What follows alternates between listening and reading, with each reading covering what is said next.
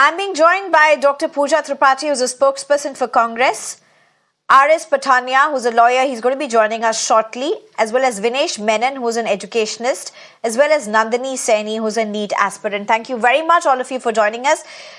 Good evening to you all. In fact, R.S. Patania has also joined us. Let me just go across to you, Nandini Saini, first. Nandini, what do you make out of what you heard in the Parliament, as well as what has emerged out of the Supreme Court? I believe that tomorrow the verdict will finally be out by the CGI. But regarding the chances of re-NEET, I believe they're very less as far as we've heard all the three hearings that have been held by now.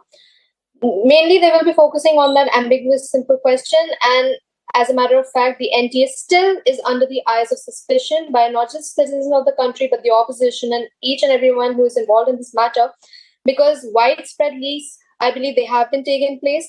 Now, as a student, someone who does not have that data, I can't provide solid proof. But whatever circumstantial data has been provided by all the individuals, I believe that the Honorable Supreme Court should consider that data. And as far as statistics have to go in, we should compare the current data with the ones of the previous year when the examination has been held. We can obviously see that there has been rapid inflation. And the only thing that summarizes it is if we conduct a fresh examination, we take the one that was taken up earlier as a stage one, as a qualifying means of the first examination, and then hold a fresh exam so that all the qualifying candidates, just to segregate each and every person who was fraudulent in it, to provide a sense of justice to each and everyone who was affected. I believe that should Nandini, be done. so you are essentially saying that yes, okay. Nandini, so you are essentially saying you are worried. You believe that NTA has been compromised. You believe that the education process or the examination process has been compromised. You believe that there's been leak and it's not localized. What would you want as a NEET aspirant? I would want a re-NEET. If re-NEET is not possible for all the candidates, then at least for the qualifying candidates, a fresh examination should be held. And definitely it should be held. And the government has that capital to do the same as well. If they profited off 100 crores out of the 400 crores which they gained off of us and spent about 300 crores, there's still 100 crores left. So they can use that amount to hold a fresh examination again.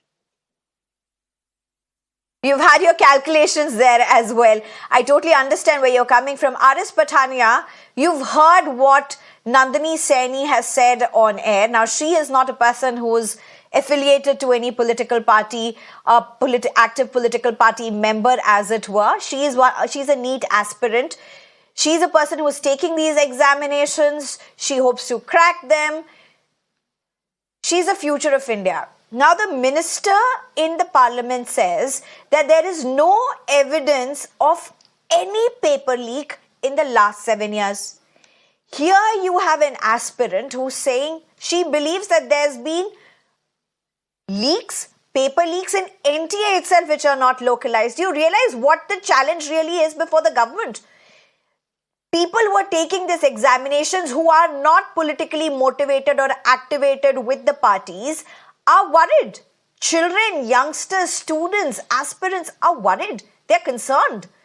A minister is saying there is no proof of any paper leak whatsoever in the last 7 years. He's saying there has been no paper leak. There is no concern. Sneham, there are 2 or 3 dimensions which we can add to today's debate.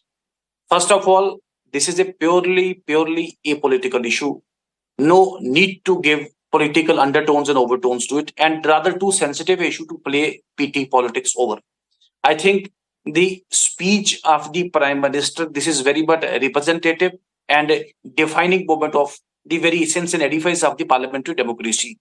It is said, I'll remind the learned opposition members, particularly the Congress, Jawaharlal Nehru said on the floor of the House that Speaker represents the House and House represents the nation. So discuss, debate and deliberate. This is the essence of democracy.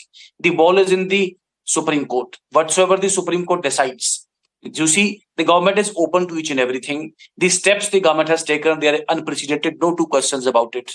The way the government has tried to plug the rod, that's again unprecedented. We don't have any... I'm sorry, I don't know what unprecedented step the government has taken. Sorry, sir, I don't know about that.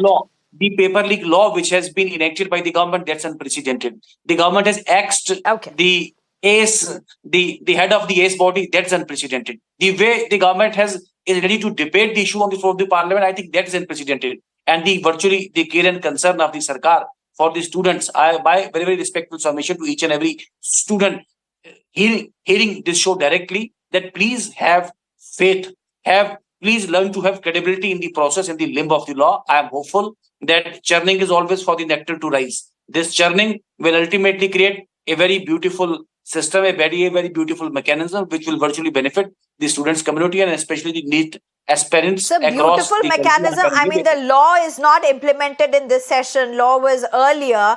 The law was brought about earlier, but we have had reports of leakages every now and then. You've had police make arrests as well.